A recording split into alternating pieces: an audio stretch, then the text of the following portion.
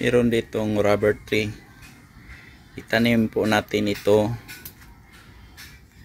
kahit wala pa siyang ugat.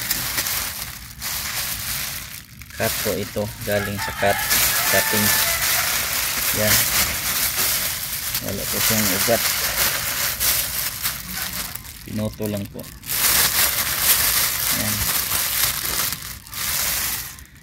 itanim natin yung isa, bali dalawa kasi ito. Itanim natin itong isa per dahon. Yung dahon ito katin natin, tapos itanim ito isa, tanim at itong isa itanim ito natin ng buo siya nating itanim. Lagyan lang natin ng root hormone para madaling umugat. Bali dalawa lang ito siya. Okay, para ma-drain yung tubig, hindi may stuck up, kailangan ito.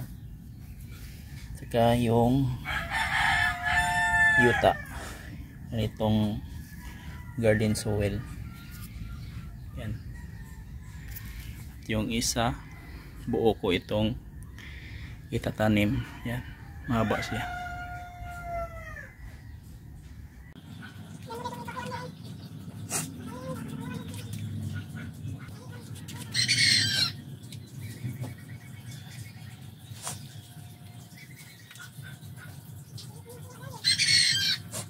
Three weeks later.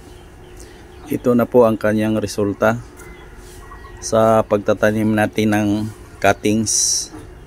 Rubber tree po ito, cuttings lang po ang ating tinanim, at yan, buhay na po siya. Yan, meron ng bagong sibol na dahon. Yan, nasa maliit pa lang na paso ito, container, pero balak nating ilagay ito sa malaking container dahil buhay na po siya. Yan, at ito naman yung dahon lang ang tinanim natin, at isa lang po ang nabuhay dahil winasak ng pusa at yung ugat niya na nagagalaw kaya namamatay. Yan, ito lang isa yung nabubuhay. Yan, buhay po ito. At dito yan sisibol yung bagong